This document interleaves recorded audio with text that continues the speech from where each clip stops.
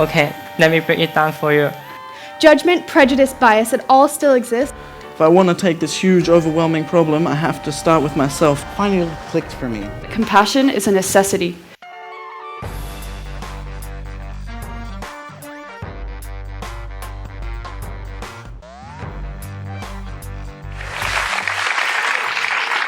Okay, so I'll start off with saying my full name. My full name is Mahto Von Schlippe-Star. And I am also going to take you on a little journey, but this is the journey of my life and my quest for sustainability. So, it begins with my birth in the Australian rainforest. I was born in 2 feet of water inside of a cave which my father built. And I grew up my whole life waking up and looking out into the valley and just witnessing the sheer beauty of nature. So I was raised in a home that my father also built, which was made from materials from our land, such as the rocks from the river or the timber from the trees around it, surrounding our house. I was brought up with pretty alternative parents, and to say the least, I had a very unique upbringing. I was always venturing out into the forest, climbing trees, and just being a jungle boy. So I really wanted to be in touch with every aspect of nature, and despite snakes being my biggest fear, I conquered that and held one. So living in the rainforest, it would rain quite often, and when it did, I would get completely immersed in nature.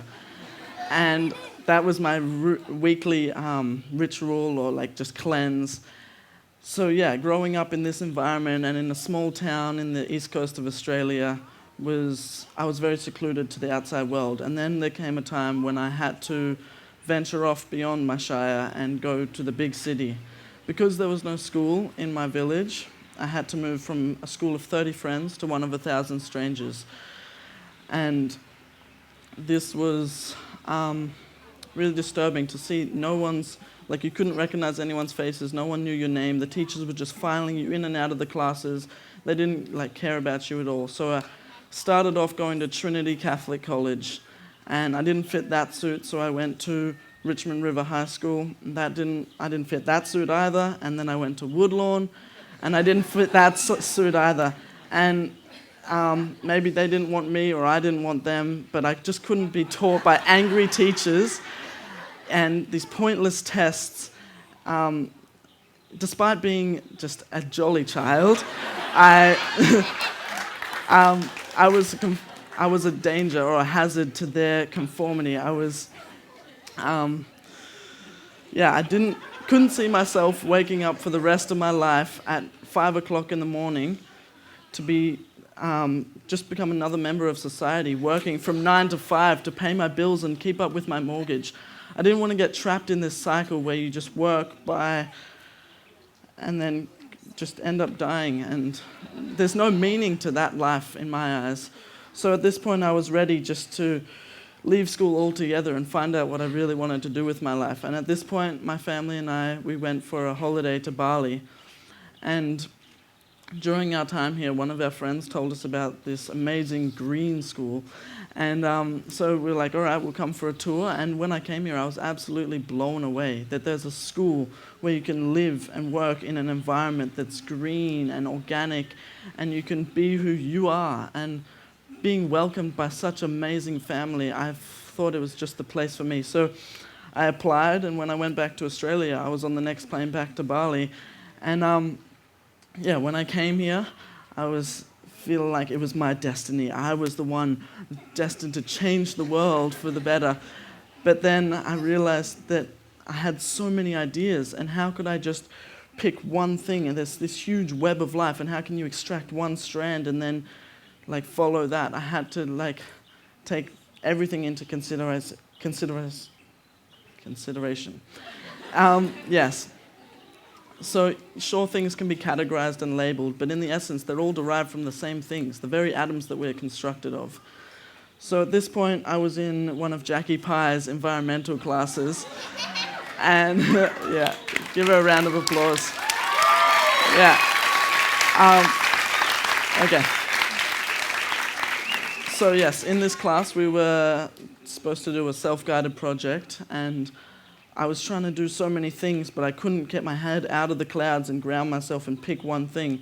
So after a few weeks, she said, all right, we'll get a brainstorming circle happening, and we got the students together, and they're telling me, just pick one thing and stick with it. And I was just like, how can you pick one thing? But then seeing all the trash and waste in Bali, I realized I can start with that one aspect. So I took that away and made my first grounded decision. I saw the cycle where we just extract, create, use, and then dump. And we're just altering the flow of life. And it just doesn't continue this balance and harmony that we have for thousands and thousands of years. And now in the last century, we've separated ourselves from nature. We've shaped nature to fit us when we should be shaping ourselves to fit nature. So now that we've disrupted this balance, I was trying to find harmony. My mission was, and still is, to find just like balance and harmony and flow of nature. There's a different way of living, an alternative way of living where we can be in harmony with the flow. So seeing all the trash on the side of the roads, I thought if I want to take this huge, overwhelming problem, I have to start with myself and start at the root. So I started collecting all of my trash. And for the first month, I was purely collecting to see how much I would actually accumulate. And then after the first month, I realized, all right, so now I've got this big bag of trash. What am I going to do with it? So I started reducing. My initial goal was to reduce by 50%. I was going to do 10% each month for the next 5 months. So I was going along, and this is my progression. I was with the first month, second month, third month, and fourth month. And then I realized, sure, it's gradually getting smaller, but am I really making a difference? Sure, I'm making a difference to myself, but if we really want to make a difference, we have to look at the bigger picture. Sure, we can think locally, but we have to act globally. And to start off, we have to build something. By building something, we automatically broaden the picture and involve the entire community. So with that, I did some research, and I've stumbled upon this wide world environmental project. It's called the Earth Bench. So I transformed my trash into something useful. I stuffed it into bottles and compressed it until it was solid, and I used that as a supplement for a brick.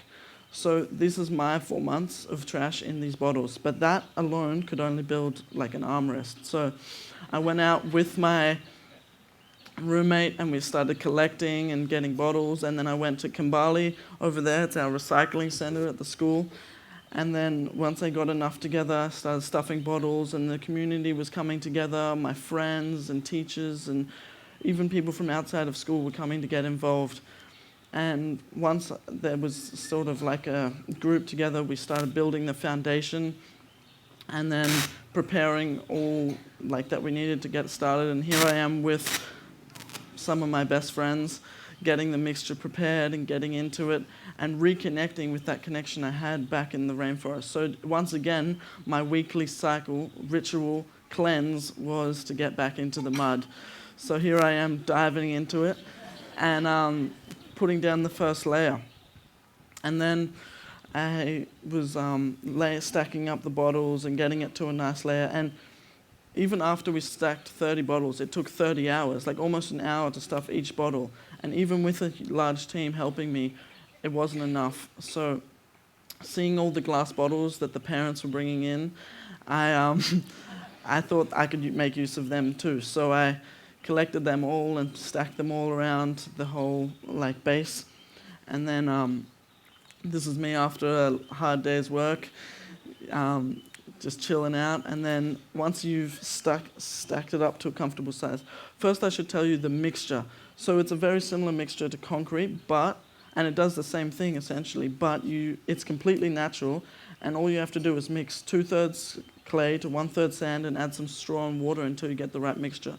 Once you've sloshed it and stomped it, you just pick up a handful to see if it's ready and drop it on the ground. If it holds its integrity, then you know you're ready. So any of you can do this at home, and there's plenty of other projects happening. Sure, there's benches happening all around the world, but there's also houses and even whole schools made the same way I did with these recycled plastic bottles and this cob mixture.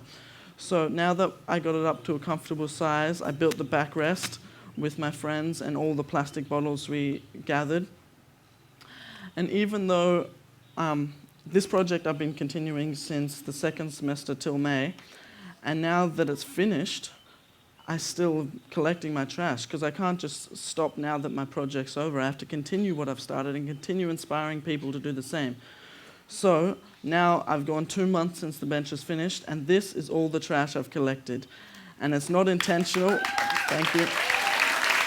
Thank you. Yeah, it's not intentional because every time I go into a restaurant, I usually remember, but if I order a drink, then I forget. So I've forgotten 6 times, including last night. I've ordered one of those good mango drinks and then blew it. But yeah, I'm going to continue what I've started and take this around the world. So obviously a bench isn't the answer, not to this huge problem that we have. We've got so much plastic in this planet, and it's going into landfills and into the ocean. So much is already poured into the ocean and accumulated in the Great Pacific that it's made an island 240 times the size of Bali, with plastic outnumbering wildlife 6-1. So you can see how I was a little overwhelmed, but it doesn't matter what we do, we just have to do something. We can't be passive about how we consume in the sense that we recycle or reduce or consume differently or consume less. In order to make a real difference, we have to come together to find the solution. And that is by building something. It doesn't matter what you build, an organization, a company, a movement, just build something. So by building something, I brought together the community and built this beautiful bench, which is leaving a legacy for the next generations. Already the whole school united after I was finished and stuffed bottles, and they've built another bench. So it's a cycle. As soon as you build something, you involve the entire community, the parents, teachers, students, and by coming together, I believe that we can restore balance. Thank you.